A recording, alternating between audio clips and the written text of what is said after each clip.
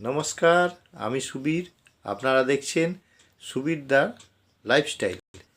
আজকের বিষয় ঝাড়ু সংক্রান্ত বাস্তু টিপস। হয়তো ভাবছেন যে ঝাড়ু সংক্রান্ত আবার বাস্তু টিপস কী আছে। তা যেটা বলছি, এই ঝাড়ু নিয়ে অনেক কিছুই প্রচলিত আছে। যেমন আমরা বহু একটা বই দেখেছিলাম, মর্জিনা আবদুল্লাহ। হ্যাঁ, তাদের একটা গান ছিল না, মার ঝাড়ু মেরে ঝেঁটিয়ে বিদেয় কর। তা সত্যি আমাদের জীবনে মানে দৈনন্দিন কাজে ঝাড়ু লাগে।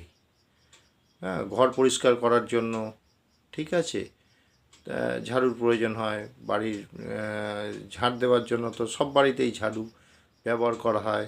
কেউ নারকল পাতার কাঠি থেকে যে কাঠি বেরোয়, মানে খ্যাংড়া কাঠি, সেই ঝাঁটা ইউজ করে বা ঝাড়ু ইউজ করে।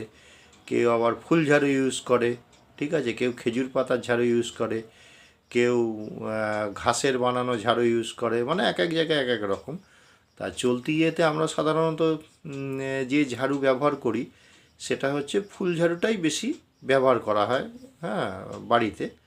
আর খেজুর পাতার যে ঝাড়ু হয় সেটাও ব্যবহার করা হয়।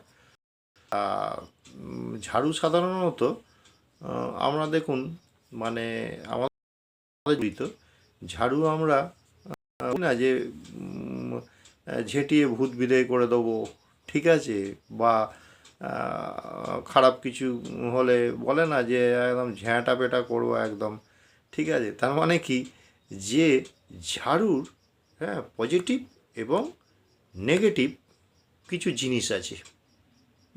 তা সেই জিনিসটা হচ্ছে কি, আমরা দৈনন্দিন জীবনে ঝাড়ু ব্যবহার করবো কী করে তারও একটা বাস্তু আছে। যেমন হচ্ছে কি, যে নতুন ঝাঁটা, হ্যাঁ, সাধারণত শুক্লপক্ষে নতুন ঝাঁটা কিনতে নেই। শুক্লপক্ষে নতুন ঝাঁটা কিনতে নেই। হ্যাঁ, নতুন ঝাঁটা কিনতে হয় হচ্ছে সবসময় কৃষ্ণপক্ষে। এবার কৃষ্ণপক্ষের খরাবারে কিনতে হয়। যেমন ধরুন মঙ্গলবার, শনিবার, ঠিক আছে, যদি অমাবস্যা হয়, হ্যাঁ অমাবস্যায়, ঠিক আছে, এইগুলোতে হচ্ছে ঝাড়ু, নতুন ঝাড়ু কিনতে হয়। এবার হচ্ছে কি, যে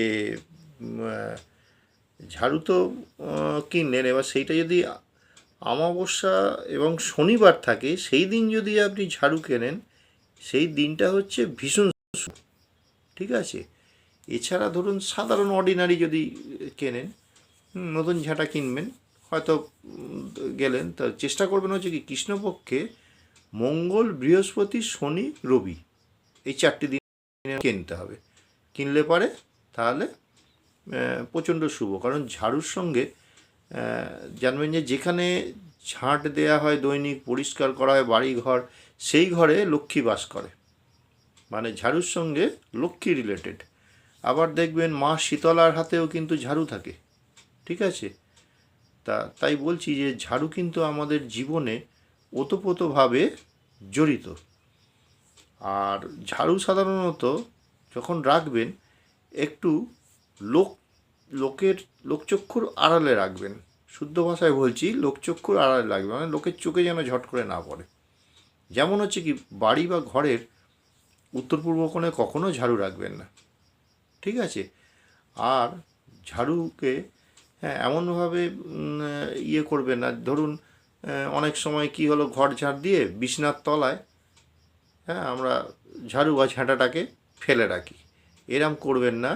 এতে করলে কি হয়, আপনার রাত্রিবেলা মানে একটা নেগেটিভ এনার্জি চলে আসে ঝাড়ুতে, হ্যাঁ, যার ফলে কী হয় দেখবেন যে শরীরে একটা অস্বস্তি ভাব থাকবে, আচমকা ঘুম ভেঙে যাচ্ছে, ঘুম আসছে না, এপাশ ওপাশ করছেন, শরীর কিন্তু সুস্থ, কোনো এক অজানা কারণে এইরকম একটা ঘুমের একটা ডিস্টার্ব শুরু, ঠিক আছে, সেই ব্যাপারটা। আবার একদম দোরগোড়ায় কখনো ঝাড়ু ফেলে রাখবেন না।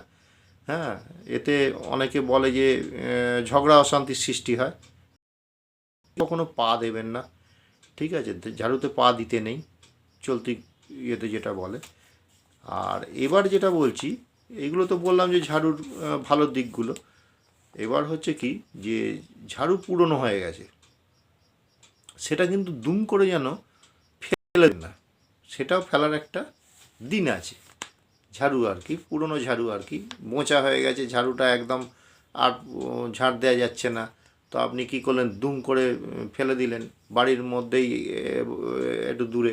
এরম করবে না। হ্যাঁ, ঝাড়ু যখন পুরনো হয়ে যাবে সেই ঝাড়ুটাকে শনিবার, অমাবস্যা, হ্যাঁ, ন্যাড়া পড়া বা গ্রহণ, ন্যাড়া পড়ার পরে বা গ্রহণের পরে ঝাড়ু ফেলে দিতে হয়, মানে শনিবার, অমাবস্যা এইগুলোতে ফেলে দেবেন।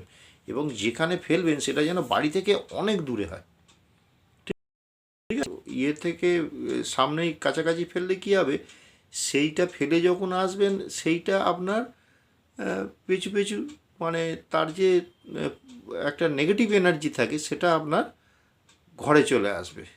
তো তার থেকে বেস্ট হচ্ছে কি, হ্যাঁ, এমন জায়গায় ফেলবেন যাতে সেখান থেকে নেগেটিভ এনার্জি আপনার বাড়ির মধ্যে প্রবেশ করতে না পারে।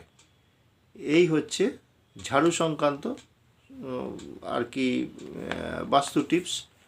তা খুবই সামান্য জিনিস, হয়তো কারোর কারোর এটা শুনে হাস্যকর লাগতে পারে যে এই আবার কি। যাই হোক, একটা ভিডিও করলাম ঝাড়ু নিয়ে। আপনাদের ভিডিওটা কেমন লাগলো আপনারা জানাবেন, আর একটু সাবস্ক্রাইব করবেন। হ্যাঁ, আর আপনারা সবাই ভালো থাকুন, সুস্থ থাকুন। আজকের মতো ভিডিওটা এখানে শেষ করছি। নমস্কার।